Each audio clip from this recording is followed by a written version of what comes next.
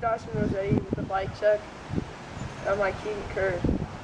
So first I have Audi drips with black bar ends on the front, and then I have a Colt stem with alienation rims, Mission hubs, and Keba tires, front and back, new one on the back.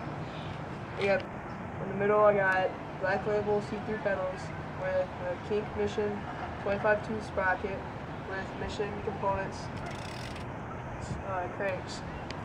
Then I have a Cardinal seat with pivotal, back rim, alienation back rim with Mission driver, Mission hub, and I guess that's it for my bike.